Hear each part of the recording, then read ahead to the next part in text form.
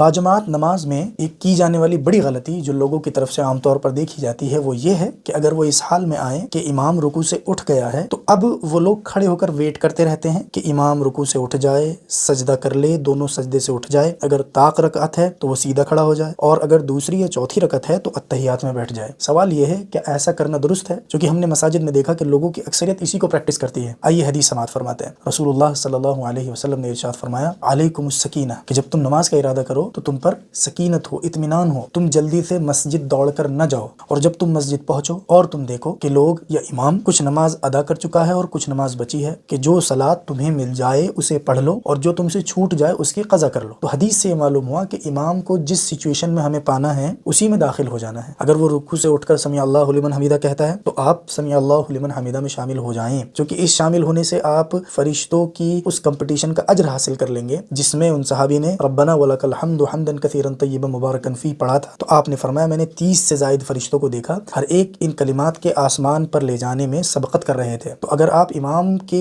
रुकू से उठने के बाद जल्दी से अल्लाहु अकबर कहकर सलात में शामिल हो जाते हैं और फिर आप रब्बना वलकल हम्द पढ़ते हैं तो ये आपको अजर मिलेगा। जब आप अल्लाहु अकबर कहते हुए सजदे में जाएंगे उसका अजर अलग है, सजदे की तस्बीह का अजर अलग है, 2 सजदे और उनके दरमियान दुआ का अजर अलग है। तो आप लोगों की नक्काली करते हुए इतने बड़े अजर से महरूम न हो, लिहाजा मस्जिद में जिस हालत में आए उसी हालत में शामिल हो जाएं।